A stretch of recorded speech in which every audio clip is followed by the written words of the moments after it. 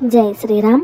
వినాయక చవితి అనగానే గణపతి ప్రతిమలతో పాటుగా సమర్పించే నైవేద్యం అనగా కుడుములు ఉండాలు మనకి ముందుగా గుర్తొస్తాయి. అయితే బొజ్జ గణపతికి ఇవి మాత్రమే ఎందుకు సమర్పించాలి అనగా తెలుసుకునే ప్రయత్నం. ఇది దక్షిణాయనం, వర్షాకాలం. మనలో జీవక్రియల పనితీరు చాలా నెమ్మదిస్తుంది. దాంతో అరుగుదల తగ్గి ఆకలి మందగిస్తుంది. శరీరంలో వ్యర్థాలు పెరిగి అనారోగ్యాలు మొదలవుతాయి. వాటిని నివారించాలంటే బియ్యం పిండితో ఆవిరి చేసిన వంటకాలు ఉండాలి.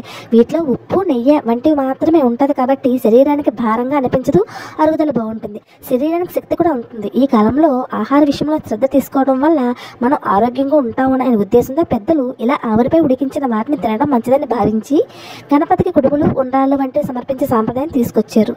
ఇక మిగిలిన దేవతతో పోలిస్తే ఒక వినాయకుడి ముందే గుంజీలు ఎందుకు తీస్తాము అనేది తెలుసుకునే ప్రయత్నం.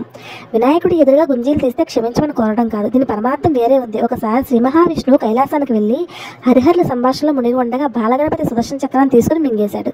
విష్ణువు వైకుంఠానికి వెళ్తూ దానికోసం వెతికితే గణపతి తాను మింగేసని చెప్పాడు. నారాయణుడు ఎంత బతిమాలినా వినాయకుడు ఇవ్వలేదు.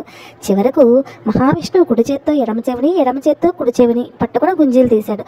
అది చూసి గణపతి పడి నవ్వి సుదర్శన చక్రం నోట్లోంచి బయటకు వచ్చింది.